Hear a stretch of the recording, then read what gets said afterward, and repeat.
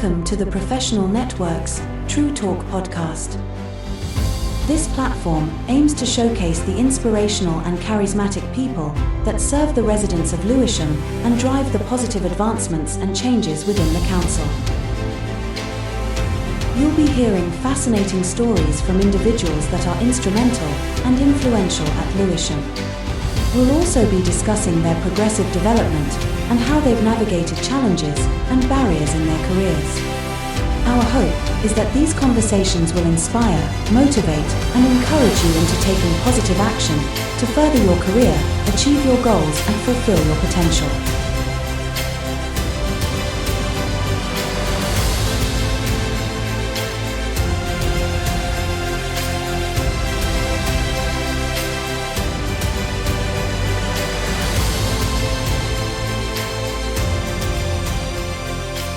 The True Talk podcast. So we have with us today the one and only Pinaki Ghoshal. Can you introduce your title and tell us what you do? Sure, yeah. So my job title is Executive Director for Children and People, and that means that I'm responsible for all of the services for children and people across Lewisham. The two big chunkiest areas of that are children's social care, yes, which obviously is, includes some risk as well, and you're working some quite complex cases, and sometimes quite traumatic cases. And then the other big chunky area is schools and education. So it incorporates all the work around schools and education in Lewisham. And there's a few other bits and bobs, like youth, early years, youth justice, and. You've got a large portfolio in Lewisham in terms of children's social care, which we know are our counterparts as we're adults. And then you talk about education, because we've got how many schools in Lewisham? Thank you so much for explaining your role and the huge amount of responsibilities that you have. We're just going to ask you 5 quick fire questions, and that is mainly to get to know you, so our listeners can get to know you just a little bit more. If you could just not think about the responses so much, and then maybe you can unpack it a little bit. So what are you most thankful for at this moment? Oh God, what am I most thankful for? I suppose I'm thankful for the fact that the pandemic finished. And that we're all still here. Yes. And what that did was it forced us to reflect on stuff a little bit. I mean, obviously we couldn't move for a bit, or we had that 1 hour space so you could go for the walk. So I think I'm thankful that having come through that experience, we've had the opportunity just to think and reflect, readjust, and gives us a space to maybe do things a bit differently. What do you prefer, walking or running? Walking. Okay, why is that? I think when I was younger, I did run for a bit, but my knees aren't great, so I don't run. I mean, I'll run for a bus or something, but not seriously. No. I think it's a bit boring as well. What, running? Yeah. Oh, wow. People love running, they do running clubs, all these I know there are people who love running. I don't. I know what you mean. So what is your go-to karaoke song? God, karaoke song. I know, catch you on that. Yeah. I mean, I've only done karaoke twice in my life. I don't believe you. And I do need a little bit of alcohol beforehand. God, what's my go-to karaoke song? I haven't got a go-to karaoke. I suppose it has to be a big one. Yeah. It needs to be big and stupid. It needs to be big. And you need to have had a couple of drinks before. Exactly. And also it gets the people going and singing along with you. Yeah. But you haven't got a song. Yeah, I don't think so, no. Okay. I mean, probably I would go back into 70s, 60s, 70s stuff, which is like when I was growing up. Yeah. But Is that the kind of music that you listen to now? Not really anymore, no. I'm probably more 90s and noughties. Okay, I love that. But that's what I grew up with. Yeah. What you can remember is the lyrics that you can remember and the melodies and stuff. So what would you say your last show that you binge watch? Last show? Yeah. Lady Pods. Channel 4. Channel 4. Tell me a bit about that. Yeah, it's called Lady Pods. It's called Lady Pods, for sure. It's naked. So we binge watched that last weekend. It's really interesting. It's the second series. The first series was really good. The second series I think was even better. And it's a Muslim punk group. Okay. Yeah. A female Muslim punk group. Oh, so fantastic. it's really interesting. I'm definitely and plays with cultural references and stuff. I'm going to watch out for that. And also because because on my father's side, I've sort of got an Asian background, so there is something around. There's bits of that I recognise in my experiences as well, but it's good fun. It's not serious. Yeah. Okay. And what things do you recognise about yourself in the Asian background? I think there's all of that kind of cultural stuff, the assumptions that people make. I mean, people get a bit confused about me sometimes. They'll see my name and then they'll see my face and they can't quite match the two together. But growing up, within that kind of Indian culture, Bengali culture, family is a big deal, isn't it? Yes. And expectations is a big deal. Very much so. Growing up, my dad would say to me, if you don't study, you'll end up being a bus driver or a dustbin collector. Dustbin collector, I'm not sure what I don't really. You need to be. You wanted me to be a scientist. I was rubbish at science, so that was a real issue. So you know how it is. Family expectations. Education is important. Go to school. We want to have these jobs like lawyers, doctors. We can. And there are other jobs. They are. And like being a director of children's services. Exactly, and be successful like you are. Exactly. So if you win the lottery, what would you do first? I would take a lot of leave and go travel. Oh, beautiful. And what countries would you go to? There are many countries. I actually have a list of countries to list it. So there are many countries around the world. I would really actually go to Indonesia in September, so that'd be great.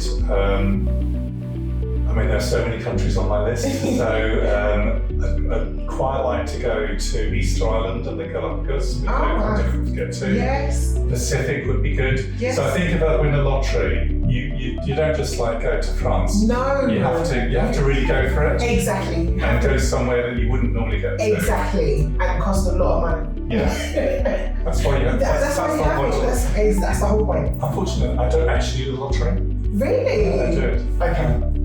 So I'm never going to win the lottery. No. I'm going to ask you 5 questions that we usually ask. I've prepped my responses. Good. It's good. I love that. Who inspires you the most and how have they impacted your career and personal life? Yeah, you prompted me on that question beforehand, so I was trying to think about that, and I don't think there's a single person, but I think there's a type of person, and there are people in kind of public life that you think are just wow, amazing, kind of the Nelson Mandelas of this world. Yes. That kind of those sort of people who make a real difference on a national or international stage, but kind of closer to home. There have been real sort of leaders during the course of my kind of career who've kind of led with compassion and humour, but also with real kind of purpose. And I think that's the sort of thing that's kind of just, that's what inspires me to do the job I do now. So at various stages in my career, there'll be people like that.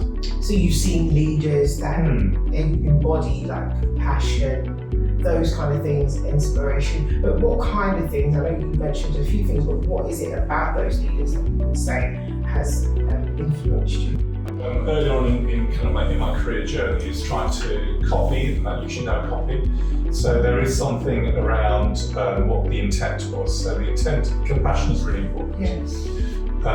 So if you're in a leadership position and you're just going through the motions, or you're doing it in a mechanical way, then it doesn't work. No. You have to care about what you're doing.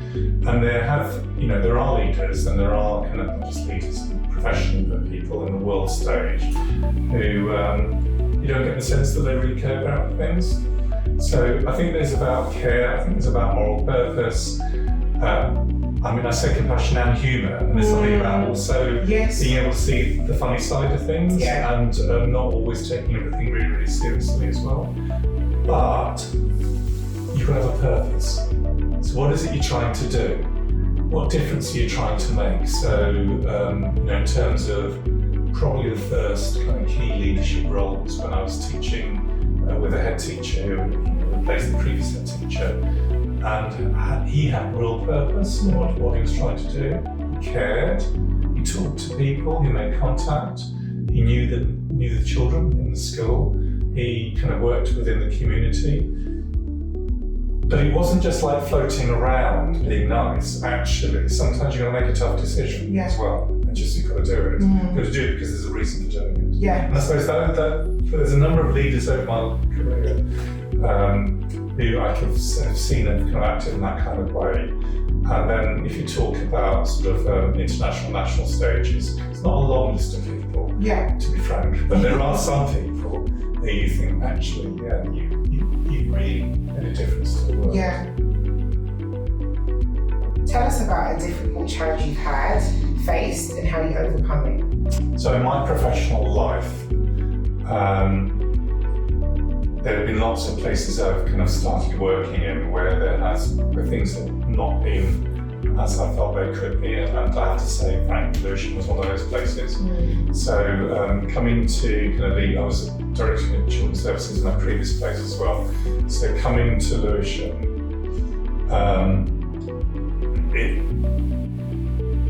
things were not as they should have been in terms of the outcomes for children. So educational outcomes not as they should be, social care outcomes not as they should be, the inequalities and disproportionate outcomes, particularly for youngsters of Black Caribbean heritage. So those are the sort of challenges that you face, and I'm really proud that we've moved things along kind of certainly in the time I've been in Lewisham. And prior to that, in kind of previous stages of my career, I like to fix things that I think are not quite right. And that is kind of what gets me up in the morning. And that is my moral purpose as well. My personal life, I could be pretty lucky. I can't really point to anything particularly, apart from, I guess, as a child, not doing too well at school and people not having high expectations of me. So part of, I've accumulated a lot of qualifications over the years, and I think you do that if you're a child, people think you're thick. So you overcompensate as well. Exactly. So that'll be another, I suppose, an element of kind of challenges faced. Okay. So let's just go back in terms of like school, perception. You mentioned about perception, people thinking that you wouldn't turn out to much. I think that's probably partly to do with my kind of upbringing. So neither of my parents were English, and they didn't speak English as the first language. So, but when I was very little, so I'm half Bengali, half German, because I can another conversation if you want. So apparently when I was very little, I would muddle my words between German, Bengali and English, which is actually quite a natural developmental phase. But at that point, my parents were told, no, you must speak English to Pinaki, so you must use English, otherwise it's going to get confused. So that was the wrong advice. So then what happens is you are learning English from two people for whom that's not their first language. My dad was more confident in English because he grew up with it in India. My mum didn't, when she came to Britain, she didn't speak any English. So you're having an impoverished English. And so going into primary school, I was in then remedial classes in primary school and then they got referred to a speech therapist, all the wrong things that would happen in that sort of situation. So then did 11 plus, failed 11 plus, go to kind of secondary modern school. And there's no, when you fail 11 plus, and selective education's evil. So, if you're in that sort of situation, everyone externally is giving you a view about your self-worth. So it does take quite a long time to come out of that. So I suppose that's my challenge, isn't it? That's your challenge. So what is the best advice you've ever received? One would be, and it's kind of a management bit of advice, is never assume. Never assume. So, you come into a job and it's really easy to assume that somebody's done what you think is the obvious thing to have done and they haven't actually done that thing. And then everything kind of falls apart because of that. So, and that was a kind of a chief executive in a previous council who was her mantra, never assume. Really good advice. Two, in my job, quite often you get sucked into kind of the media and you get like news stories and they're usually wrong. So, today's news is tomorrow's chip paper. Yeah. It's not that important. No, it's not that important. So that would be kind of another bit of advice. And I think the other thing is just about getting some perspective in life as well. So if it's really difficult, just kind of go for a walk. You don't need to make a decision immediately. Yeah, that's good advice. Just take some space, take some time. Yeah, think about it, process it, then make your decision. Yeah. I love that. How do you measure success? Yeah, obviously in my job, I've got like a million key performance indicators that I work towards. So, and those are measured by the Department of Education, by Ofsted. Currently got good. Good. Yeah. Currently got. That's how you measure success. Yes, precisely. So, that's an external measurement. Yeah. So I've got all of those kind of quantitative measures that exist in kind of the professional work that I do that measure whether you're successful or not. You're right, Ofsted is part of that. I don't do it because of Ofsted. It's very nice to get Ofsted stuff. There's also the qualitative stuff as well, isn't it? So there's something around the conversations you have with people, the contacts you make, people talking about the difference that they've experienced because of something that's happened. And in the vast majority of cases, the children and families, of Lewisham, they have no idea who I am, and why would they? But if I can see that feedback is working and is positive, if young people are talking about, an experience they've had in a school that's really made an impact, made a difference, that's really important. So I suppose my short answer is quantitative and qualitative measures. Yeah. They're equally important. Has there been an example of that you had recently? Of sort of external measurement? So in terms of experiences that people might have. I suppose so. I think there's also the conversations I've had with individuals. So kind of when I came, I have to say I came in 2020, which is during the COVID pandemic, which is why my first class. Okay, that makes sense.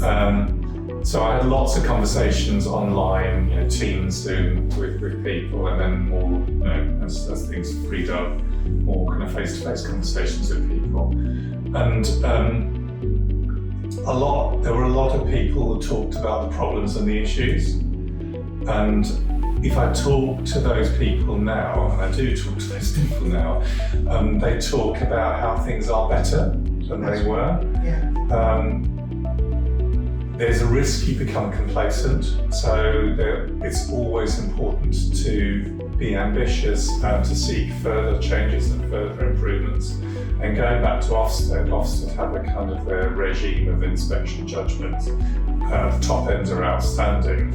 And I'm always a little bit anxious around an outstanding stamp. Yeah. Because outstanding to me suggests that you've got there and there's nowhere else to go. Mm-hmm. And you should always be ambitious to be better. So I prefer the language of great. So there is something about delivering great services for virtual young people.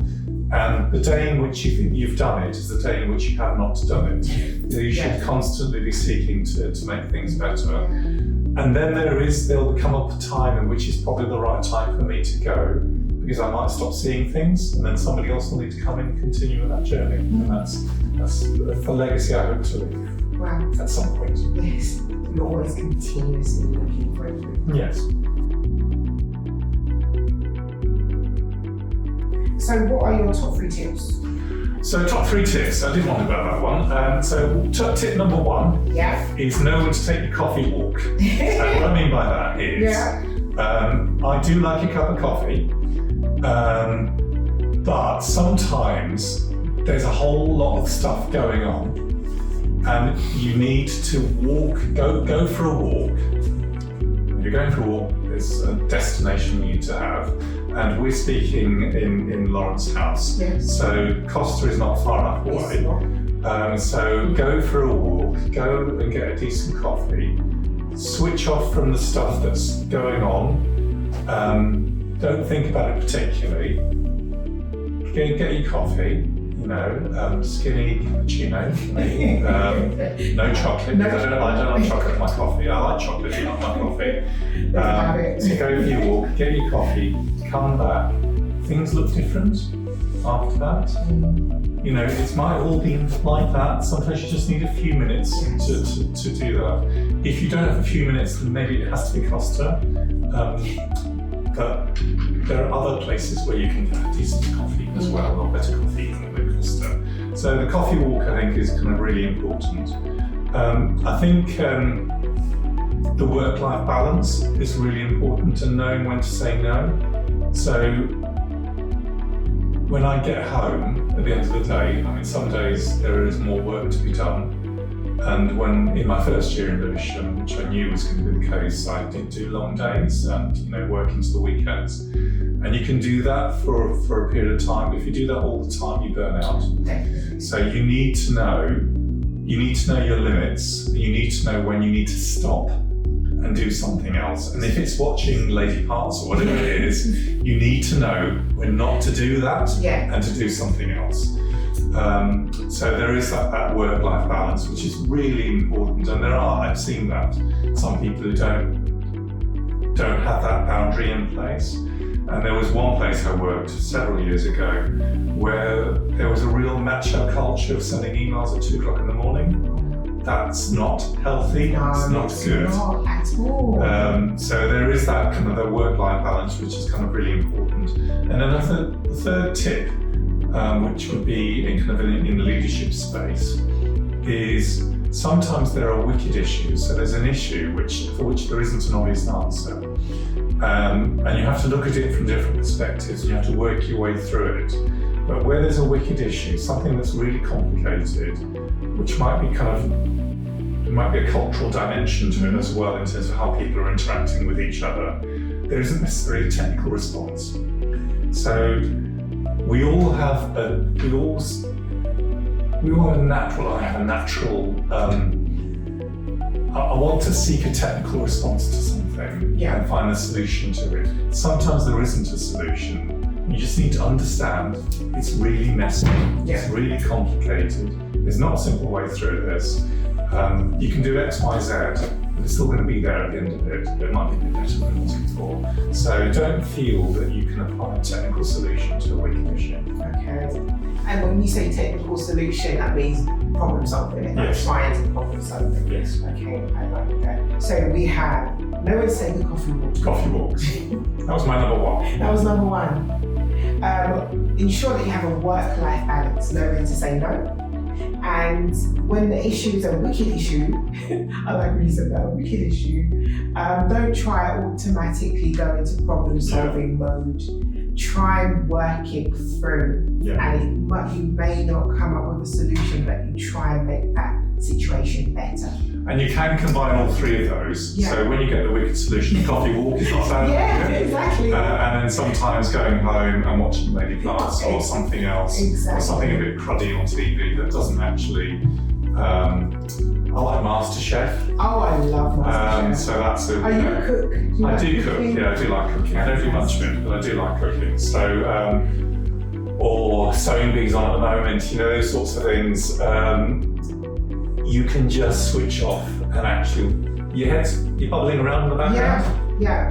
So you can combine those. You can, and sometimes I think as well as a practitioner, sometimes we try and switch off, but then it comes back. Yes. And then sometimes it comes back, and then you're like, I've got the solution. I think I know the answer. Or sometimes we just need to come away from stuff, and it helps us to reflect. Yeah. So thank you so much, Pinaki. We've enjoyed having you today. So guys, as you heard from Pinaki with these wonderful 3 tips, we're going to let you go. Thank you so much. Thanks. Bye.